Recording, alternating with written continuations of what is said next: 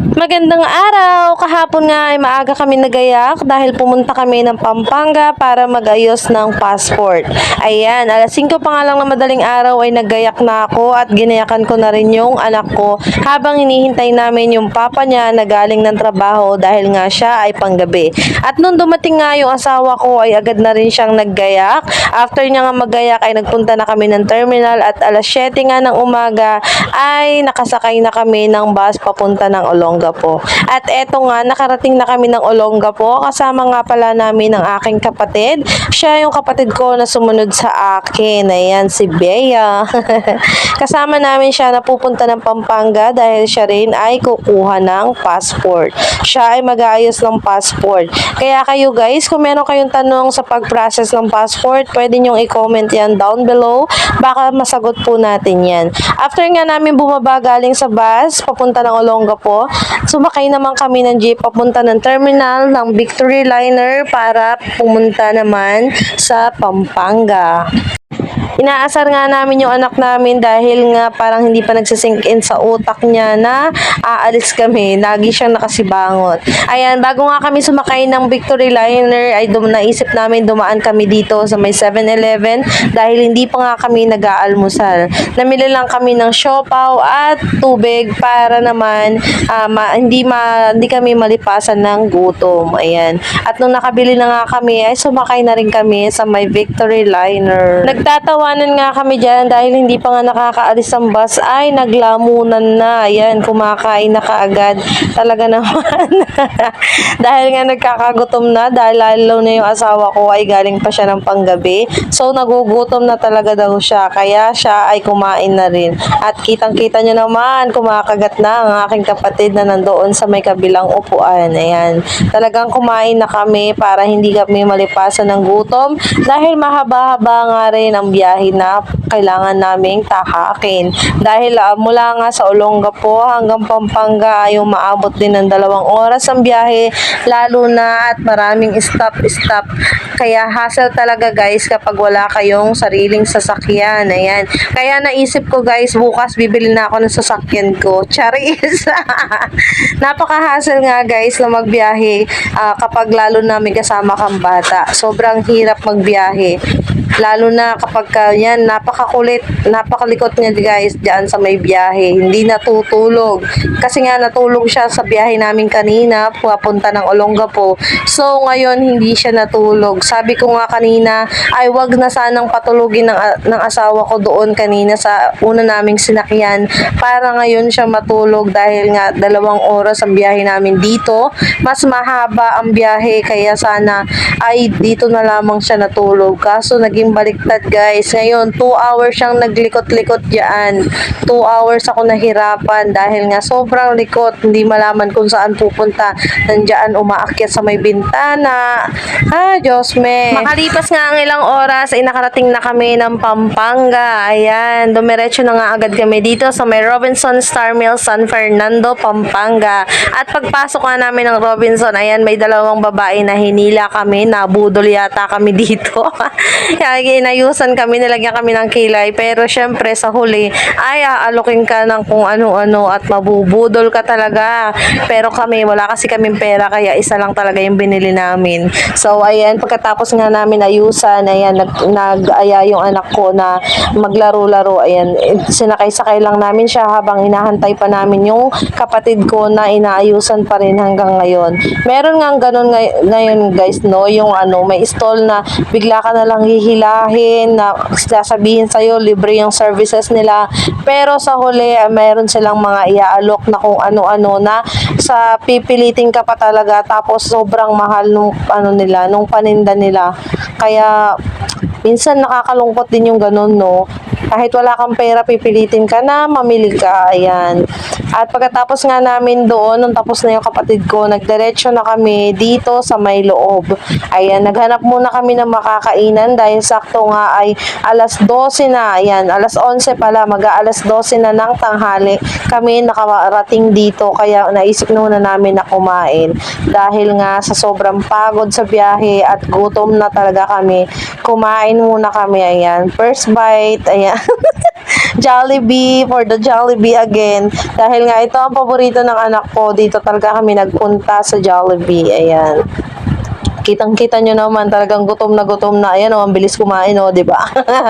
Cherries lang, guys. Ayan, kain lang kami na kain hanggang sa mabusog. Isinasuggest ko nga sa inyo, guys, wag na kayong kumuha ng agent para sa pag-appointment ng inyong passport.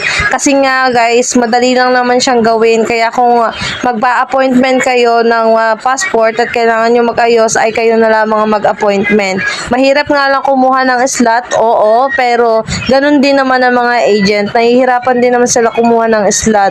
Paswertihan lang talaga. Kaya kami, ilang linggo rin kaming nagtry guys, kung meron ng available slots. Pero nung nakaraan nga ay wala pa. Pero last week, nag-check kami at meron ngang nakita kami na available slots. Kaya mag-check lang kayo na mag-check every week, guys, kung gusto nyo talagang mag-appointment ng passport.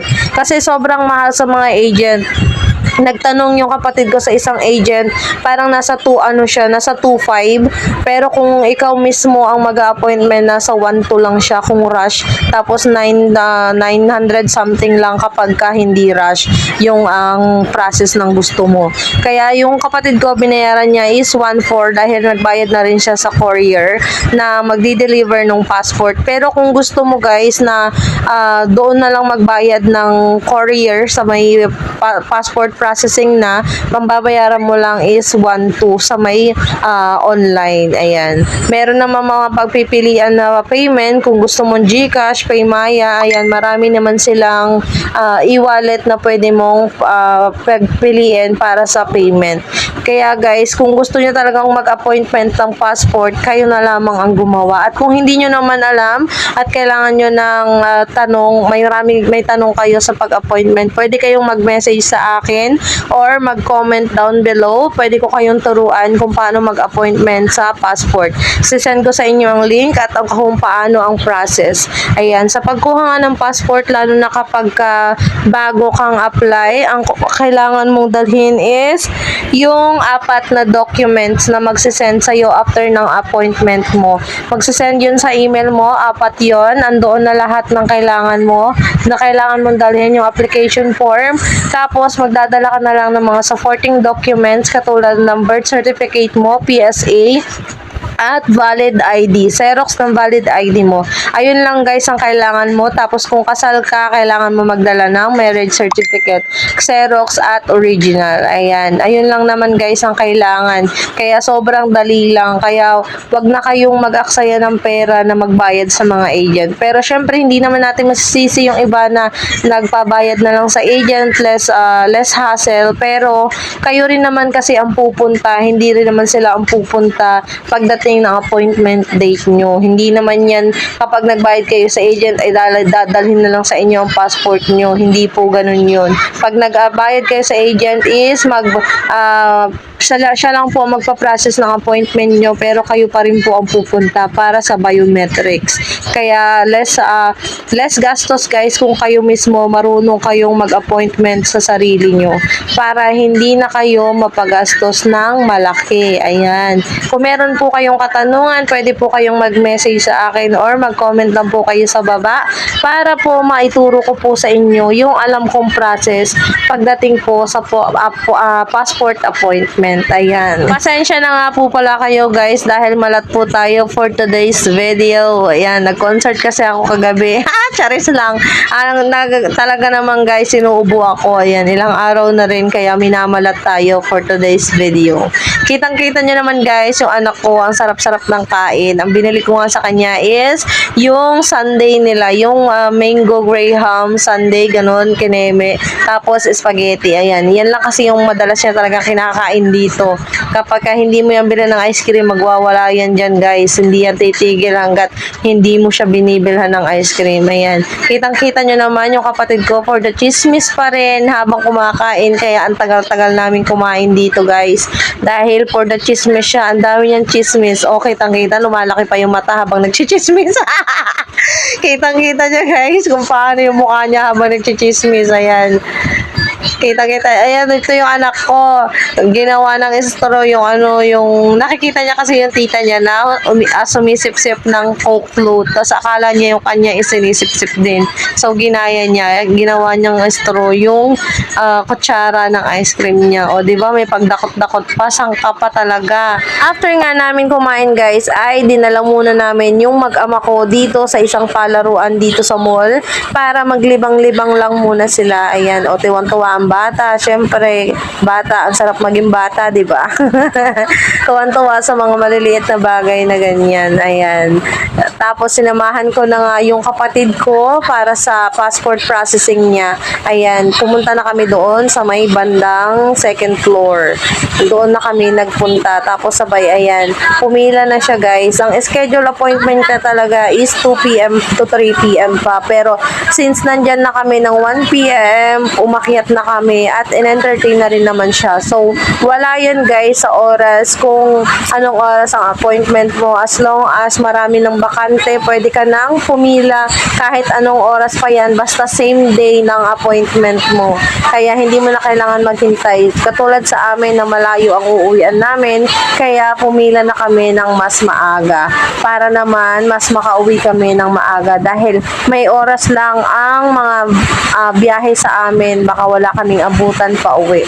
Pero kung kayo, guys, meron naman kayong sariling sasakyan, ayan, pwede naman kayong magpumila ng mas hapon na, yan, ganyan. Pero sa amin kasi is hindi pwede. So, after kung masiguro na nakapila na yung kapatid ko sa may loob, bumalik ako dito sa mag-ama ko. Ayan, naabutan ko sila na naglalaro ng basketball. Silang dalawa. Yan ang pinaka-banding talaga nila pag naggagala kami sa mga mall. Yan yung pinaka-banding nila mag-ama, yung basketball. Talagang lagi silang naglalaro ng ganyan. Okay, kita nyo naman yung anak ko, di ba? Siga. Sumakay pa doon. Actually, sinabi yan ng guard na isakay daw doon. Patayuin daw doon yung anak ko para naman ma-shoot niya yung bola. Pero ang ending, hindi niya pa rin talaga na-shoot. Talagang yung babagsak niya lang, tapos babalik lang ulit yung bola sa papa niya, tapos hihingiin niya. Ganun lang ang nagiging routine nilang dalawa. Kaya naloloko ako dyan sa dalawa na yan. At nung nagkasawaan na nga, ay umalis na kami dyan sa basketball na yan. Ayan, pumapalakpak pa ang bata. After nga nyan, guys, ay sakto rin na natapos na kaagad yung kapatid ko. O diba, saglit lang siya, guys. Wala pa siyang 1 hour doon sa may loob. Tapos na agad ang processing niya at maghihintay na lang siya ng 2 weeks para ma-deliver yung passport niya. Tapos okay na. O diba, guys, ang ginastos niya lang is 1/4 kasama na ang courier. Kaya mas tipid, guys, kung kayo po mismo ang mag-appointment. Ayan, pumunta naman kami ng SM Pampanga. Dumaan lang kami dito actually, guys, para pumunta sa Sky Ranch. Ayan, nandito nga lang kasi siya sa likod ng SM Pampanga. Nakita nga namin dyan sila JJ, sila Greenman. Ayan, tuwan-tuwa ang Aidan dahil nakita niya yung mga naka-cosplay na ganyan. Pero wala tayong pang-tip kaya hindi tayo nakapagpa-picture. For the purita tayo ngayon, guys, wala tayong pera. Ayan, nagpunta kami ng Sky Ranch. Nag-picture-picture lang kami, guys, dahil wala naman kaming pera para mag-rides. Nag-ikot-ikot lang kami, tapos nag-picture-picture. Pwede naman siya, guys. Libre lang naman siyang pumasok para mag-picture-picture. Pero kung wala talaga, kung meron kayong pera, pwede naman kayong mag-ride. Sayang nga, guys, yung opportunity na nandito na kami pero hindi kami makapag-ride. Kasi nga wala rin naman kaming budget. Pero sabi nga namin, babalik kami dito kapag nagkaroon na kami ng budget. O, diba? So, ayun lamang, guys. Na-share ko lang din naman to sa inyo. Sana ay meron kayong natutunan. At kung meron kayong mga katanungan tungkol sa passport processing, ay mag-comment lang po kayo down below.